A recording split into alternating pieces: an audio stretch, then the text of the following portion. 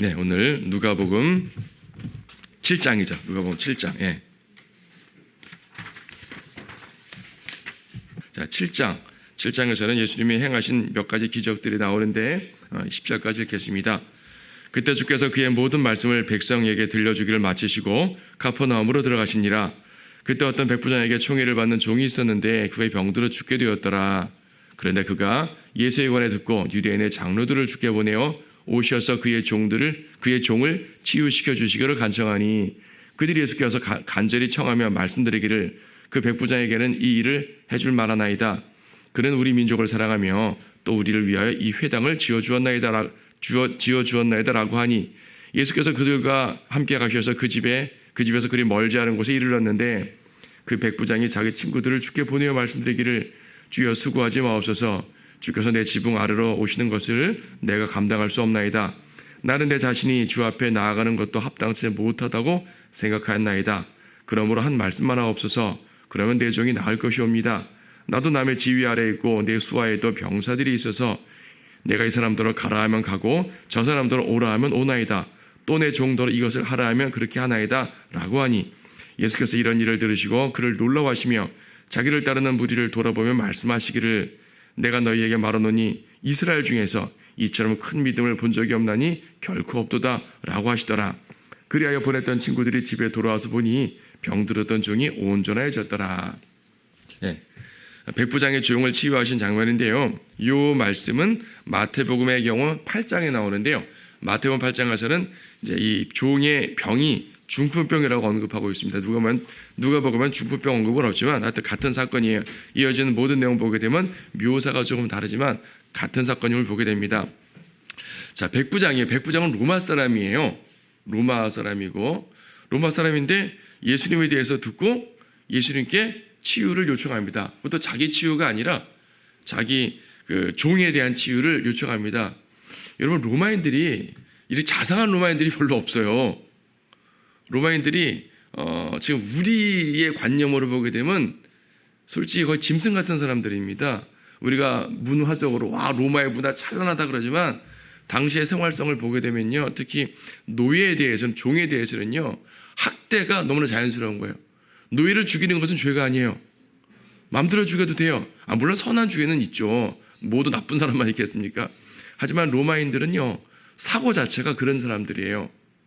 그런 사람들이 자기 종을 위해서 예수님에게 치유를 부탁한다는 것 자체가 선한 백부장인 걸 알 수가 있어요. 하긴 로마인들 중에서요 이상하게도 복음서에 나오는 백부장들이 몇몇 나오는데 좋은 사람들이 많아요. 복음서에는. 그것도 백부장들은 다 좋은 건 아닌데 특별한 사람입니다.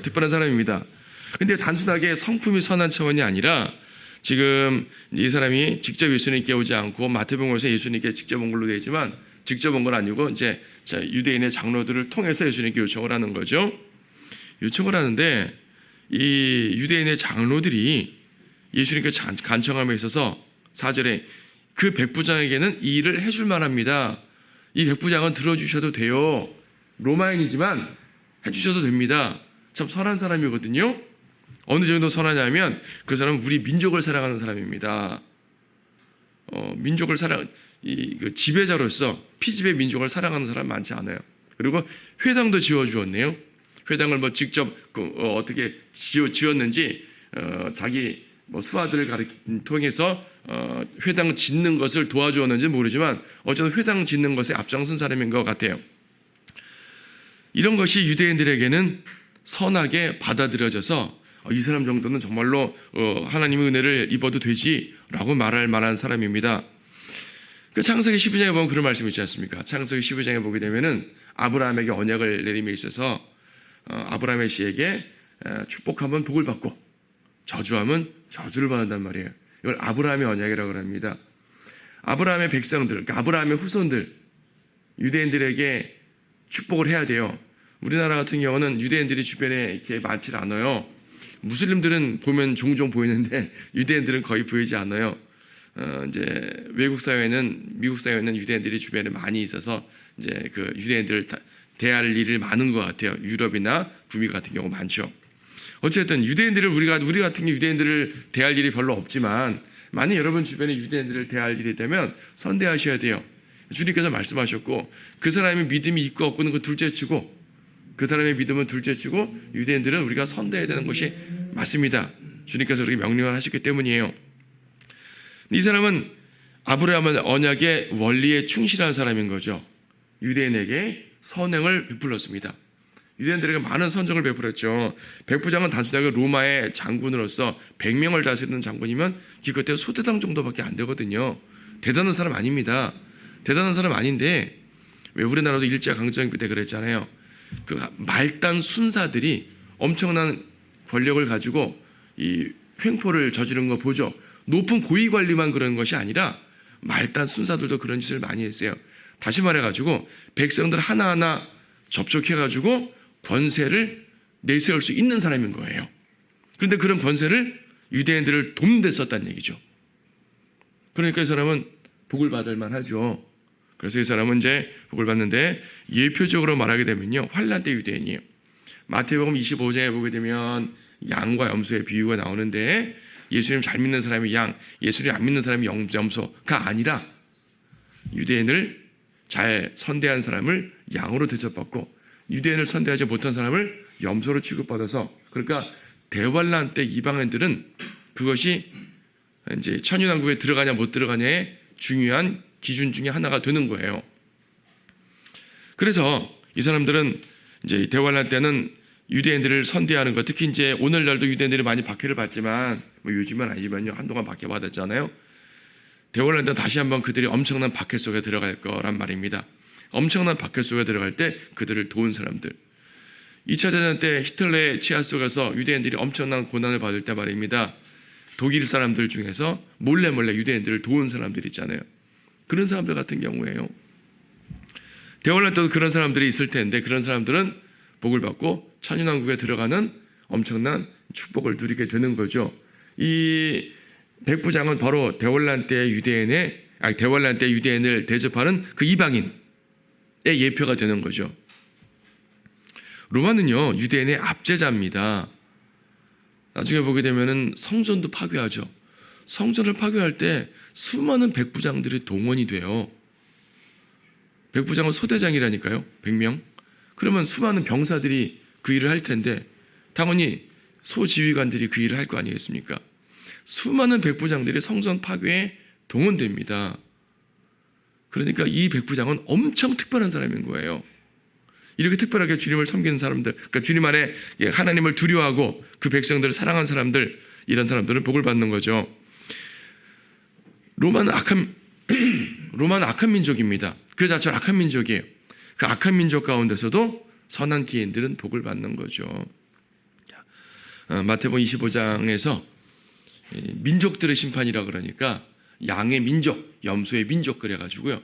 양에 속한 민족은 모두 구원받고 염소에 속한 민족은 모두 멸망하고 이런 게 아니라 염소에 속한 민족이라 하더라도 유대인들 잘 대접하고 하나님 안에서 경건하게 하려고 하는 사람들은 구원을 받는 거예요.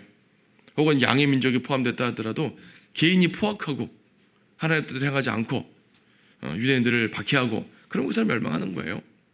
그래서 이제 민족들이란 말은 이방인이라는 개념으로 이해를 하시면 돼요. 이방 사람들.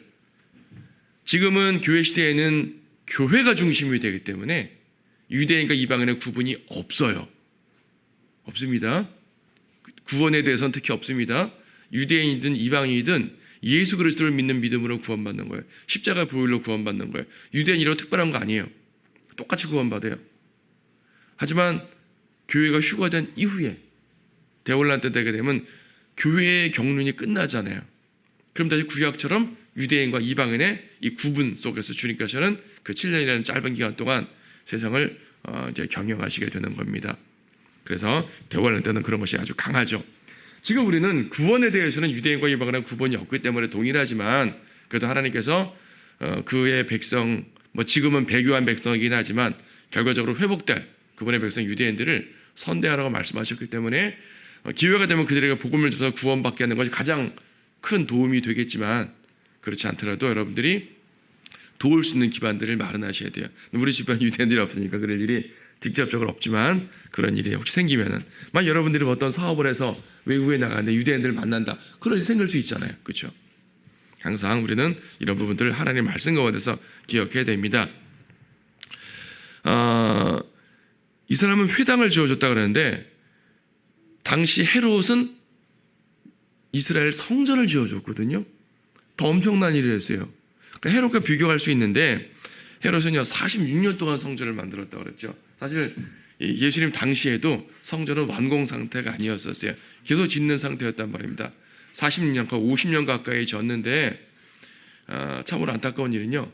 헤롯 성전이 완성되고 10년 내에 멸망해 버려요. 다 파괴돼 버려요. 소용없는 짓을 한 거죠. 오해하면 안 되는 것은 헤롯 성전이나 헤롯이 지었다는 것은 성전 본 건물은 원래부터 있었어요. 바벨론 포로 이후에 스룹바벨 성전이 계속 이어진 거고 그 주변에 성전을 엄청 화려하게 꾸몄다는 얘기인데 주님께서는 주변을 아무리 화려하게 꾸민 것을 좋아하지 않으신 것 같아요. 특히 헤롯이 성전을 지어준 것은 유대인들의 환심을 사기 위해서였다고 말합니다. 하지만 이 백부장은 유대인의 환심을 사기 위해서가 아니라 유대인들을 사랑했다 그러잖아요. 그렇죠? 5절에서 그는 우리 민족을 사랑하며 우리를 위하여 회당을 지어주었나이다. 사랑으로 행한 것과 나의 환심을 사기 위한 그런 야욕으로 행한 것은 다르죠. 똑같은 선행이라도 목적이 중요합니다. 여러분이 이웃 간에 성도들 간에 교회 내에서 선행을 베풀고 여러분의 은사를 활용해서 돕는 거 말입니다. 마음이 더 중요합니다. 마음이 사랑하는 마음으로 행해야지 그렇지 않으면 소용이 없다는 것을 볼 수가 있죠. 자, 그래서 백부장을 주님께서 치유해 주셨는데 이 백부장이 어떻게 했습니까? 예수님께서 백부장의 집 근처까지 걸어오셨어요. 오신 걸 듣고 백부장이 또 자기 동료들, 친구들을 보내서 아이고 어떻게 이 누추한 집에 오십니까? 백부장 집이 누추하게 뭐 누추해요? 백부장 집은 일반 유대인들의 작은 집들에 비해서 엄청나죠. 근데도 백부장은 내 집이 오는 것을 감당할 수 없나이다 하고 뭐라 그럽니까? 말씀만 하옵소서. 그럼 낫겠나이다. 이때 백부장이 어떤 말씀을 드렸냐면 8절에서 나도 남의 지휘 아래 있고 내 수하에도 병사들이 있어서 내가 사람들을 가라 하면 가고 저 사람들을 오라 하면 오나이다. 또 내 종들이 이것을 하라 하면 그렇게 하나이다. 이게 무슨 말이에요? 군인이니까 위계 질서 속에 있을 거 아니에요. 자기도 명령에 복종한 사람이고 나도 명령하면 내 종들은 복종한다. 그러므로 주님께서 명령하시면 복종할 겁니다. 아니 사람은 복종하지만 질병이 복종해요? 근데 질병도 복종한다고 믿는 거예요 지금. 다시 말해 예수 그리스도의 능력은 단순하게 어떤 메시지의 위험에 있어서 사람들이 복종하고 순종하고 이런 차원을 뛰어넘어서 모든 것에 대해서 명령권자란 말이에요. 질병에 대해서까지 명령권자란 말은 무슨 말입니까? 뭔 피조물들에 대한 명령권자란 말이죠. 아닌가 아니라 주님께서는요 풍랑을 잔잔케 하셨어요. 풍랑을 잔잔케 하시는 것 자체가 풍랑도 예수님의 명령을 들어야 되는 존재죠. 바람도 비도 그렇죠? 파도도. 구약에서 하나님께서는 이스라엘을 치러 오는 이방 원수들에게 하늘에서 불과 우박, 돌덩이 같은 것들을 떨어뜨려서 죽이기도 했습니다. 모든 피조물들은 하나님의 명령을 들어야 되는 거예요. 나일강을 피가 되게 하시니까 나일강이 순종을 한 거예요. 복종을 한 거예요. 홍해를 치니까 홍해가 복종을 한 거예요. 요단강을 치니까 요단강이 멈춘 거라고요. 메뚜기를 불러오니까 메뚜기가 온 거고 가라니까 간 거고. 하나님께서는요 모든 만물에 대한 명령권자셔요. 그것을 간단히 표현하면 주님이란 얘기죠. 그래서 우리는 만유의 주라고 그러잖아요. 모든 만물의 주님. 그렇죠? 모든 만물의 주님이신데 그 만물의 주님이 바로 구약에서 여호와 하나님이라고만 생각했는데 예수 그리스도가 그런 분이란 말이에요. 예수 그리스도께서 바로 그분이란 얘기죠. 그래서 풍랑을 잔잔케 하는 것도 행해 주신 것이고 아니 보리빵으로 어떻게 5,000명을 먹어요? 5개로 띄워주니까 또 생겼단 말이에요. 세상 이런 일이 어디 있어요? 보리빵마저도 주님의 명령에 순종하는 거예요. 하나님의 명령에 순종하지 않는 유일한 존재가 있으니 바로 인간이에요. 인간이에요.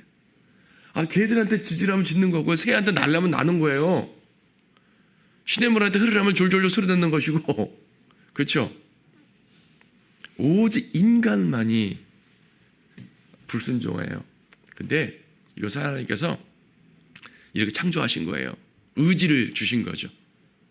의지를 주신 것은 왜 그렇습니까? 너의 의지를 가지고 나를 섬겨라 봅니다. 너는 나를 섬길 수도 있고 거절할 수도 있어. 그런데 나를 섬긴단 말이야. 그게 내 기뻐하는 거야 이거죠.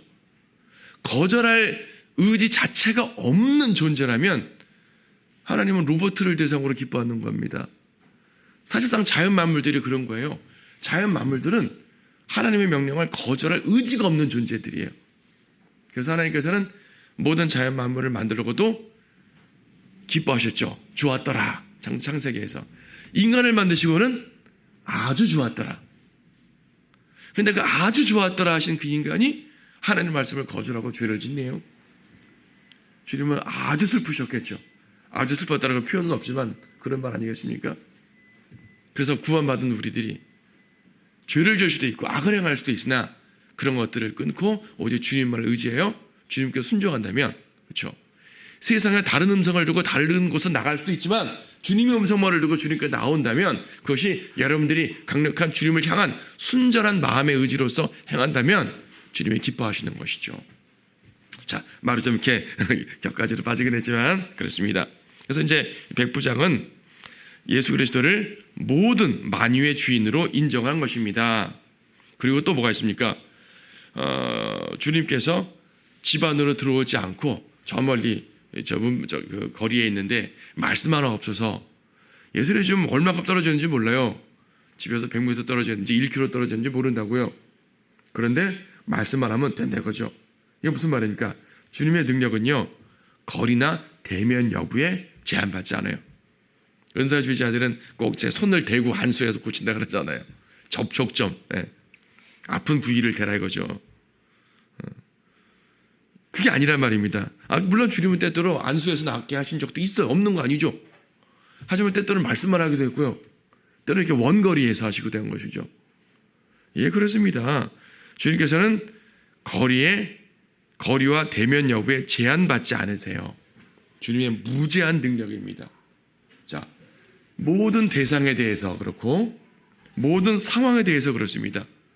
온 만물은 주님의 명령을 들어야 돼요. 자, 백부장은 바로 이런 믿음을 가졌던 겁니다.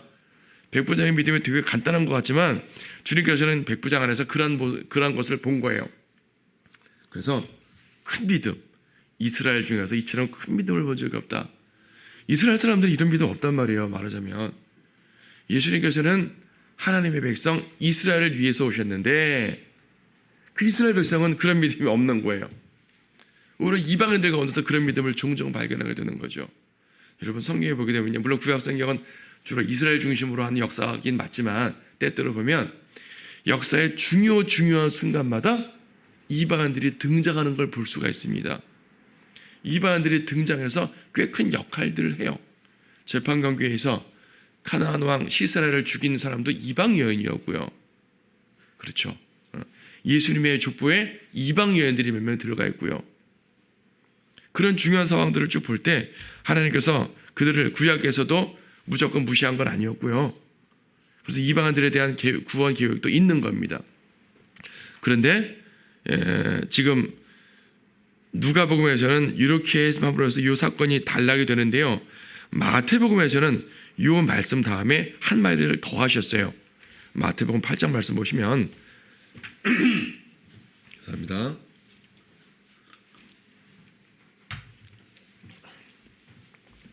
마태복음 8장 보면은 큰 믿음을 칭찬하신 다음에 11절에서 또 내가 너희에게 말하노니 많은 사람들이 동과 서에서 와서 아브라함과 이삭과 야곱과 더불어 천국에 앉으려니와 그 왕국의 자네들은 바깥 흑암에 던져져서 거기에서 울며 이를 갈고 있을 것이라. 왕국, 여기서 왕국은 주님의 메시아 왕국을 말하는 거예요. 구약에서부터 약속되었던 그 메시아 왕국, 이 메시아 왕국에 이방인들이 참여를 하고 본래의 백성들이 떨어져 나가게 된다. 그걸 보는 거죠. 이거 두 가지로 적용할 수 있는데, 지금 교회 시대에 유대인들의 많은 사람들이 배교하고 떨어져 나오고 우리가 들어왔잖아요. 로마서 11장에서는 돌 올리브 나무 가지가 참 올리브 나무 가지에 접붙였다고 말하는 장면입니다. 자, 그렇게 적용할 수도 있고, 주님께서 오시는 메시아 왕국에서 수많은 유대인들은 그 왕국을 차지하지 못하고 떨어져 나갈 거예요. 그리고 이방인들이 그 자리에 차지하게 되는, 이방인들이 유입되는 그런 모습들이 보여지는 거죠. 그러니까요, 구약에서도요, 이방인들은 구원이 없다가 아닙니다. 구약도 이방인의 구원을 다양하게 언급하고 있습니다. 유대인들 중심이지만은 이방인들도 다양한 방법으로 구원을 주시는 주님의 모습들을 다양히 볼 수 있어요. 하지만 구약 성경은 어떻습니까? 유대인 중심의 구원이고 이방인들은 곁가지로 구원받는 정도예요. 이삭 죽게 하듯이 그 정도 개념으로. 그래서 구약의 모든 사람들은 이방인들이 우리처럼 구원받는 것을, 유대인처럼 구원받는 것을 이해 못했죠. 예수님 당시의 사람들, 사실 사도들도 그걸 이해 못했었습니다. 하지만 십자가로 말미암아 주님은 그들의 모든 기존 관념들을 다 깨부수시고 내가 이루러 가는 구원은 바로 이런 거였어 라고 온 우주에 선포하시는 거예요. 온 우주라고 제가 표현한 것은 인간들 이외에 천사와 마귀들과 정사와 권세와 이 모든 영적 존재들에게도 선포하시는 거죠. 그들도 몰랐어요. 십자가의 구원을 알지 못했단 말입니다. 십자가의 구원을 통해서 유대인과 이방인이 한 몸이 되어가지고 그리스도의 몸이 되고 그리스도의 신부가 되고, 구약에는 구원에도 그리스도의 몸, 그리스도의 신부 이런 개념이 없었단 말이에요. 그냥 하나님의 백성이란 말이지 그냥. 근데 놀라운 지위로 허락하시고 영원한 구원을 주시고, 그렇죠. 십자가의 구원은 고린도전서에서 그래서 하나님의 지혜라고 말합니다. 그 어떤 존재도 이해할 수 없었던 하나님의 특별한 지혜죠. 자, 그래서 이제 이방인들도 왕국에 참여하는 그런 모습을 두 가지로 봤는데요. 우리의 경우는 구원받아서 교회 시대에 오히려 유대인보다 더 월등한 위치에서 구원받는 그런 존재가 되겠죠. 자, 여러분이 예수님을 믿고 구원받았어요. 물론 여기서 말하는 믿음과 우리의 믿음이 개념이 좀 다르지만 하여튼 믿음이라는 의미에서 또 같잖아요. 유대인들에게 없는 큰 믿음을 보셨어요. 자, 이 믿음과 우리의 믿음은 다르지만 우리는 어떤 믿음을 가졌습니까? 예수님의 십자가 보혈을 믿는 믿음을 가졌죠. 유대인들은 그 믿음을 안 가져서 떨어져 나갔다니까요. 유대인 중에서 십자가 보혈을 믿는 유대인들은 우리랑 똑같이 구원받지만 그들은 극소수예요. 예전에도 극소수였고 지금도 극소수고요. 여러분들이 지금 많은 성도들 그러죠. 전 믿음이 작아요. 전 믿음이 커요. 저 형제는 믿음이 큰데 전 믿음이 작네요. 이런 얘기 할 수 있는데요. 물론 우리가 구원받은 믿음과 구원 이후에 생활하는 믿음이 종류는 좀 다르기 때문에 다양하게 우리는 더 나은, 더 큰 믿음을 향해 나아가는 건 맞지만 적어도요, 예수님을 믿어 구원받았다는 그 믿음이 얼마나 큰지 몰라요. 그렇잖아요. 예수님을 믿어 구원받았다는 믿음, 세상 사람들이 그걸 못하잖아요. 유대인들이 그걸 못하잖아요. 여러분들도 그걸 못했다고요. 근데 어느 순간 했잖아요. 여러분 중에서 어떤 분들은 예수님에 대해서 복음을 듣자마자 바로 구원받은 사람도 있겠고, 하지만 대부분은 몇 번 거절하다가 구원받지 않으셨어요? 몇 번 거절하다가 구원받았다고요. 거절했을 때 말입니다. 거절했을 때 죽었으면 지옥 가는 거 아니겠어요? 그런데 여러분은 어느 순간 어쨌든 하나님 은혜로 예수님을 믿게 되었고 구원받고, 그 믿음이 백부장의 믿음보다 작지 않단 말입니다. 그렇죠? 자, 영적 적용을 좀 확인했지만은 주님께서는 칭찬하셨어요. 자, 10절에 보니까 온전해졌습니다. 11절부터는 또 다른 장면이 나오는데, 지금 첫 번째 치유와 두 번째 치유의 좀 비교가 됩니다. 첫 번째 치유의 개념은 주님께서 직접 가진 않고, 가긴 갔지만 직접 만나지 않고 치유해 주셨다면, 두 번째 치유 장면은 주님께서 직접 어루만져서 치유하셨습니다. 근데 치유가 아니죠. 치유는 살아있는 사람을 낫게 하는 게 치유고, 이 경우는 죽은 자를 살리신 거예요. 그 다음날 주께서 나인이라는 성읍에 가시는데 많은 제자와 많은 사람들이 주와 동행하더라. 자, 나인. 나인이라는 성읍으로 들어가셨습니다. 나인성. 나인이라는 곳은요, 지금 첫 번째 사건은 카퍼나움, 7장을 쳐 카퍼나움. 카퍼나움과 나인이 얼마나 먼 거리냐면 40km 정도 되는 거리예요. 제가 대충 제 구글 지도에서 재보니까 직선 거리로 40km 정도입니다. 카퍼나움은 갈릴리 호수 맨 꼭대기에 있는 그 성읍이고, 저 도시고, 이 나인성은 갈릴리 호수 서쪽에 있는 갈릴리 지역, 내륙 지역에서 갈릴리 호수 남단보다 좀 밑에 있는 지역이거든요. 거의 40km 육박하는 그 거리예요. 근데 지금 11절에서 그 다음날 그랬잖아요. 그 다음날. 그러니까 지금요, 예수님께서 매우 급하게 가신 거예요. 매우 급하게. 자, 뭐 성경에서 중간에 생략되는 부분들이 있지만은 그 다음날이라고 말씀하신 걸 보니 이거는 이어지는 사건인 게 맞죠. 그런데 말입니다. 카퍼나움에서 나인까지 이렇게 멀리 된 거리를 주님께서 급하게 가셨다. 이유가 뭐죠? 죽은 자를 살리기 위해 하신 거죠. 자, 영적으로 좀 적용해 봅시다. 최근에 우리 교회 성도들이 이제 기도 제목과 기도하다가 오랫동안 응답되지 않았던 기도가 주님께서 이루어져 가지고 너무 감사하다고 이제 아시는 분들 있잖아요. 그 형제님 같은 경우는 기도가 응답이 안 돼서 꽤 오랫동안 오랫동안 있었는데 딱 물고가 튀자마자 엄청나게 빠르게 움직이는 걸 봤어요. 주님께서 급하게 처리해 주신 걸 봤거든요. 제가 그랬어요. 주님께서 움직이면 일사천리다. 걱정하지 마라. 주님께서는요, 여러분의 기도를 응답하기 위해 때때로 매우 급하게 움직일 때가 있습니다.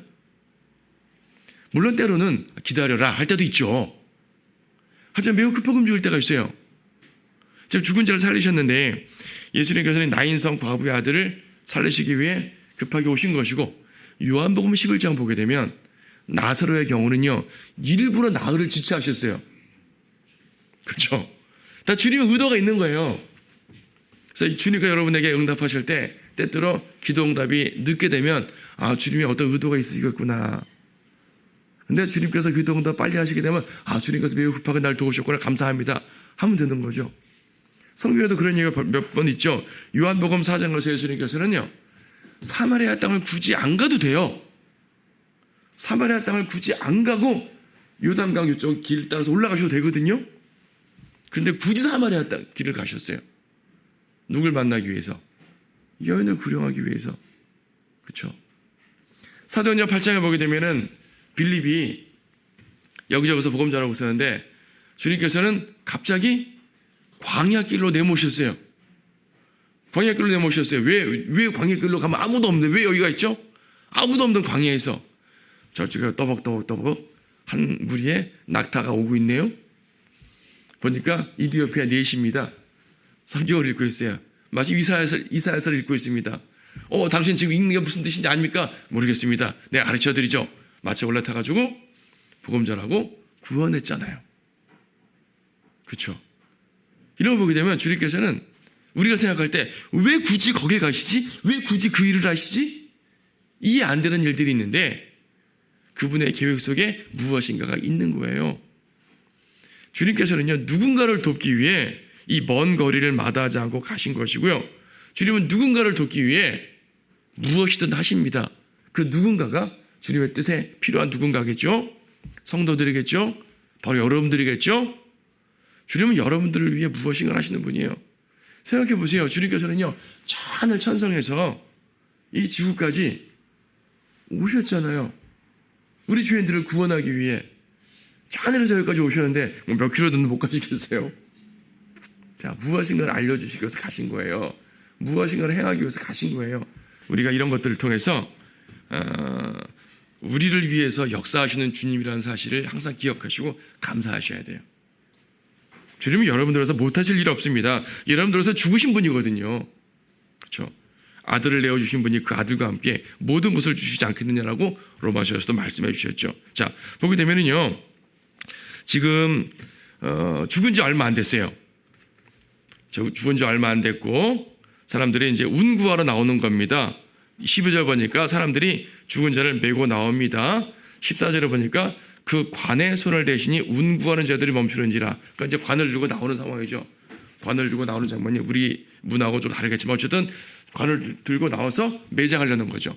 유대인들의 매장 관습은 이렇게 굴을 파서 굴에다 넣는 거잖아요. 부자들은 단독 굴이 있고 가난한 사람들은 공동 굴이 있어요.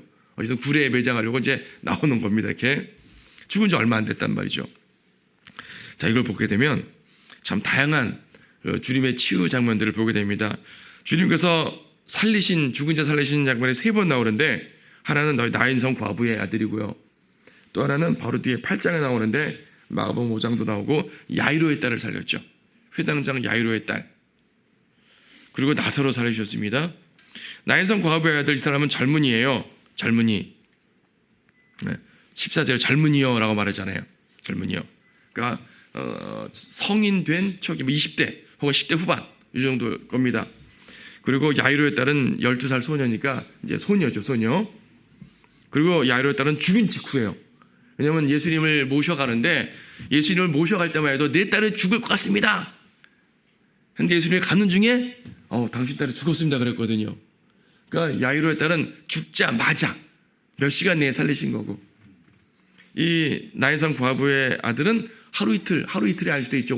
우리나라 같은 3일장 5일장 하지만 우리나라 같은 경우는 이렇게 냉동시설이 있으니까 시신을 2, 3일 보관하죠. 당시에는 그렇지 않았기 때문에 죽고 바로 적어도 하루 이틀 사이에 옮기거든요. 그러니까 죽은 지 얼마 안 된 상황. 나사로 같은 경우는 죽은 지 나흘 됐고요. 이미 부패가 진행됐다고 합니다. 악취가 나나이다라고 말했거든요, 사람들이. 자, 주님의 능력은 제한받지 않는다는 걸 보여주는 것입니다. 죽자마자 또 살릴 수 있고, 죽은 지 하루 이틀 돼도 살릴 수 있는 거고, 그렇죠? 그리고 죽은 지 오래돼서 악취가 나도 몸의 세포가 분열돼도 되는 거예요. 이 말은 뭐냐면요, 주님께서 여러분들을 부활시키실 때 살아있는 여러분도 변화돼서 올라가겠지만 죽어서 매장되거나 화장되거나 심지어 물고기 밥이 됐다 하더라도, 그의 형체가 아예 없어져 버린다 하더라도 주님께서는 그 사람을 그 원래의 몸, 그것도 변화된 몸으로서 부활시키신다는 말입니다. 자기의 몸을 입고 오라 그랬어요. 욥기 보게 되면은 자기의 몸을 입고 부활한다 그랬습니다. 내 몸 안에서 주님을 본다고 말씀하고 있어요. 다른 사람의 몸이 아니고. 자, 주님의 능력은 제한이 없다는 걸 말하는 겁니다. 앞에서도 거리와 관계없이 제한이 없다고 말씀하셨는데 여기서도 제한이 없는 걸 보여줍니다. 이렇게 제한 없으신 주님입니다. 제한 없으신 주님인데 여러분의 이 필요들, 여러분의 기도할 내용들, 여러분의 고통들 다 주님께서 손가락 하나만 까딱하면 다 듣는 겁니다. 주님의 능력은 제한이 없으십니다. 다만 주님의 뜻이 무엇인가에 따라서 조금 지체될 수는 있죠. 여기에 대해서 우리는 주님께 믿음을 가지고 인내하면서 기다리면서 굳건히 신뢰해야 되겠습니다. 신뢰가 중요한 거예요. 주님께서 하신다, 이루신다. 다만 내가 지금 기도한 이런 모든 것들이 주님의 뜻에 합당한 일인가 더 중요하죠. 합당한 일이 아닌데도 기도하고 응답 안 된다 그러면 안 되는 거죠.